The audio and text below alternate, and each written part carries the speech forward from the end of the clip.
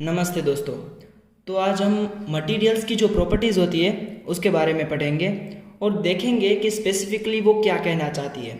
क्योंकि हमको इस सारी प्रॉपर्टी के बारे में पता तो है, मतलब कि स्ट्रेंथ क्या है, इलास्टिसिटी क्या है, डक्टिलिटी क्या है, ये सारे चीज़ों के बारे में हमको पता है। हमें उसकी डेफिनेशन भी पता होती है और हमको वो डेफिनेशन याद भी होती है। पर अगर कोई हमें दो चीज़ें देकर सीधा कह दे कि आप देखिए इसमें से इसकी डक्टिलिटी किसकी ज़्यादा है और किसकी कम है, तो हम वो नहीं बता पाते क्योंकि हमको डक्टिलिटी इलास्टिसिटी दोनों एक जैसे लगते हैं और कभी कभी स्ट्रेंथ स्टिफनेस एक जैसे लगते हैं। तो आज हम वो हमारे जो डाउट्स है उसको हम आज सोल्व करने की ट्राई करेंगे। तो सबसे पहले हम इलास्टिसिटी क्या होता है उसके बारे में देखेंगे। और जो आज हम हमारा बेस है ना वो क्या लेंगे, हमारा जो अब तक हमने पढ़ा है वो है हमारा स्ट्रेस और स्ट्रेन वाला कर्व। उसके ऊपर से ही आज हम सारी की सारी प्रॉपर्टी पढ़ेंगे। तो ये है हमारा स्ट्रेस, वाई एक्सिस पे स्ट्रेस मतलब हमने जो फोर्स लागू किया है पर एरिया, और हमारा स्ट्रेन मतलब क्या होता है, हमारी जो डायमेंशन होता है, हमारा जो लेंथ होती है उसका जो चेंज होता है पर यूनिट लेंथ, उसको हम स्ट्रेन बोलते हैं। तो जो हमारा ग्राफ होता है ना उसके ऊपर से आज हम सारी की सारी हमारी चीज़ें पढ़ेंगे। तो फर्स्ट ऑफ ऑल इसमें 3 पॉइंट आते हैं। ये हमारा जो सीधी लाइन होती है वो हमें क्या दर्शाती है कि जो हमारा स्ट्रेस है वो हमारे स्ट्रेन के प्रोपोर्शनल है। हमारा जो स्ट्रेस है वो स्ट्रेन के प्रोपोर्शनल हो जाता है, वो हमें ये चीज़ दिखाती है। और अगर हम उसको ज़्यादा खींचेंगे तो उसमें छोटा वाला डिफॉर्मेशन आ जाएगा, वो ये चीज़ दिखाती है हमें। और तीसरी जो ये हमारा कर्व होता है वो हमको प्लास्टिक डिफॉर्मेशन दिखाता है, और इसके बाद यहाँ पर फ्रैक्चर हो जाता है। तो ये हमारी जो सिंपल सी चीज़ है वो हमने समझी। और अब इसमें हम इलास्टिसिटी को कैसे समझ सकते हैं। इलास्टिसिटी मतलब हमने जो डेफिनेशन पढ़ी है वो क्या होती है कि अगर कोई भी चीज़ है उसको हम खींचते हैं और वो अपना शेप रिगेन कर लेती है तो उसको हम इलास्टिसिटी कहते हैं। तो ये हमारा, हम अगर स्टील का कर्व देखें, ये हमारा शायद स्टील का कर्व है, तो हम उसको खींचेंगे और एक पॉइंट आएगा, तब तक हम खींचते जाएंगे और जब हम उसको छोड़ देंगे तो अपना शेप वापस से रिगेन कर लेगा। तो वो हमारी इलास्टिसिटी होती है। और ये जो हमारा यहाँ तक का कर्व है वो जितना ज़्यादा होगा उतनी उसकी इलास्टिसिटी ज़्यादा होगी। मतलब जितना आप ज़्यादा स्ट्रेस देंगे उतना उसका स्ट्रेन ज़्यादा होगा, और ये प्रोपोर्शनल कब तक रहता है वो हमारी इलास्टिसिटी है। तो इलास्टिसिटी के बारे में हमने पढ़ा, तो इसमें अभी तक तो हमें कोई भी कन्फ्यूज़न नहीं है। पर जब हम स्ट्रेचिनेस को हमारे जो पॉइंट ऑफ व्यू है उसमें लाते हैं तभी हमको ऐसा लगेगा कि इलास्टिसिटी और स्ट्रेचिनेस कहीं पर सेम हो जाते हैं, और डक्टिलिटी देखेंगे तब भी हमको वैसा ही लगेगा। तो अब हम पहले स्ट्रेचिनेस देख लेते हैं कि स्ट्रेचिनेस। तो अब हम इलास्टिसिटी तो हमने समझी कि कोई भी चीज़ खींचने के बाद वो अपना जो original shape and size regain कर लेती है, उसको हम इलास्टिसिटी कहते हैं।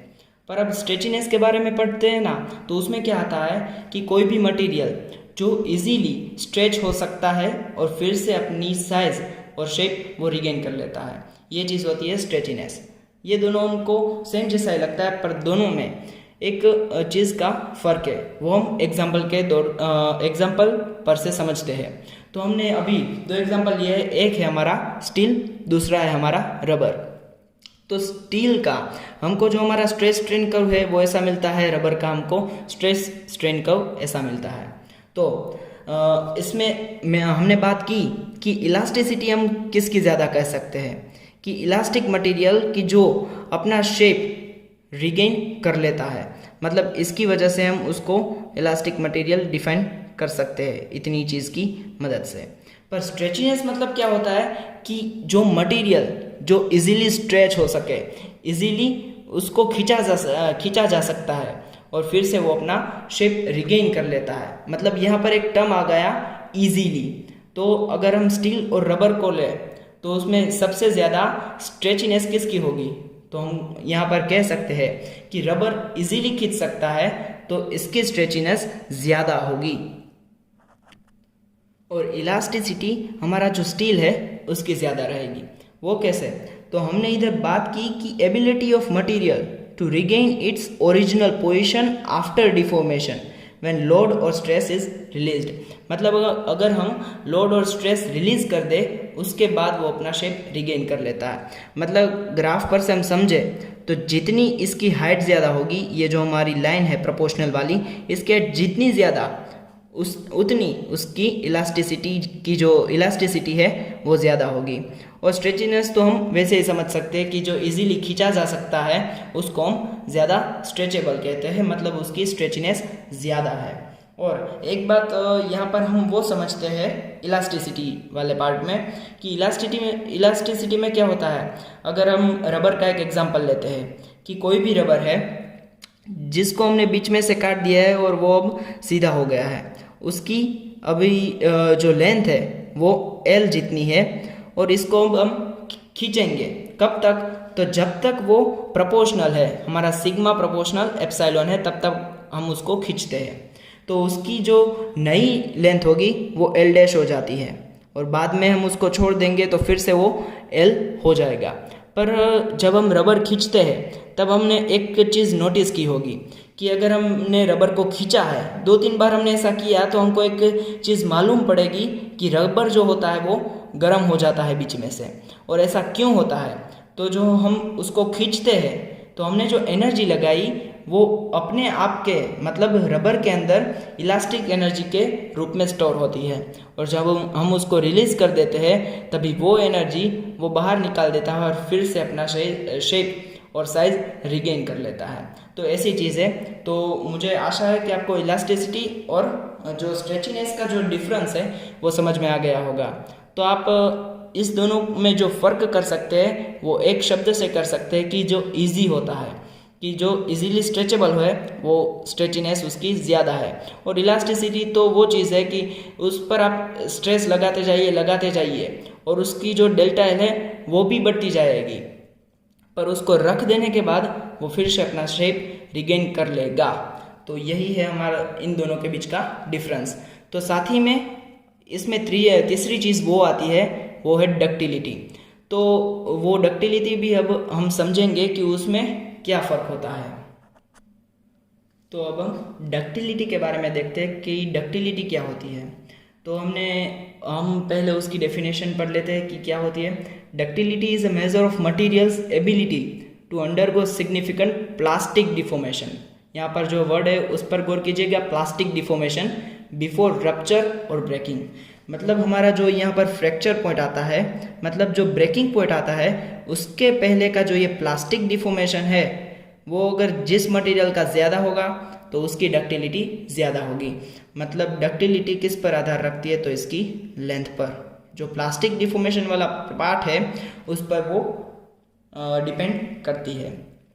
तो यही चीज़ है कि डक्टिलिटी में क्या डिफरेंस है इलास्टिसिटी में और स्ट्रेचिनेस में। तो एक ग्राफ पर से हम याद रख सकते हैं कि क्या क्या चीज़ है। तो यहाँ पर हमने देखा कि डक्टिलिटी,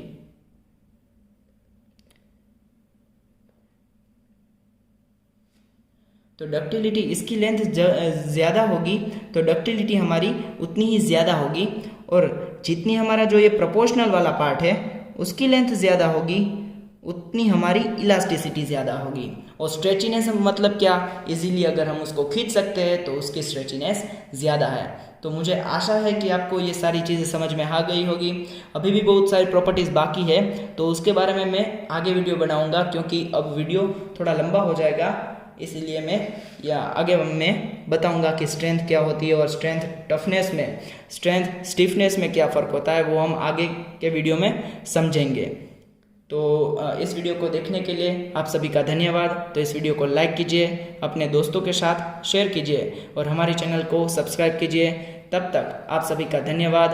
आप सभी को जय स्वामिनारायण।